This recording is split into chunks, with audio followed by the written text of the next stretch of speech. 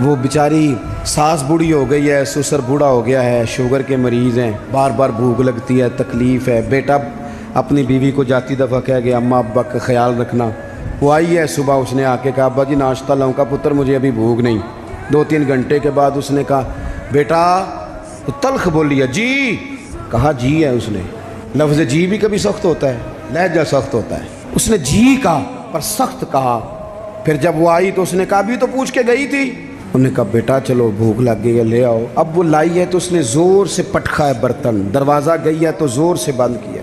تو اس انداز میں بھی بوڑھے کو تکلیف محسوس ہوتی ہے۔ وہ شام کو جب بیٹا آیا تو ساس سسر رو ہی پڑے، کہنے لگے اس کو سمجھا تیری بیوی بڑی توہین کرتی ہے۔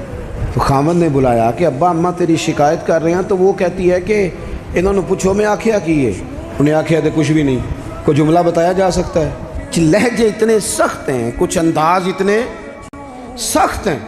جب آپ کسی غریب آدمی نے آپ کو جا کے اپنا دکھ سنایا، آپ گھومنے والی کرسی پہ بیٹھے تھے، اس نے کہا چودھری صاحب، سیٹھ صاحب، نواب صاحب، ناراض نہ ہونا، پیر صاحب بھی، حضرت صاحب بھی، اللہ ماشاءاللہ، اس نے اپنا دکھ سنایا۔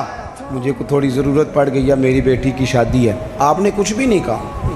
لیکن جب آپ کرسی گھما کے منہ ادھر کو کر لیا نا آپ نے، اور آپ کوئی اور کام کرنے لگ گئے، اچھا بتاتا ہوں تھوڑی دیر میں، کچھ بھی نہیں کہا آپ نے، مر گیا بیچارہ، ٹوٹ گیا، بکھر گیا۔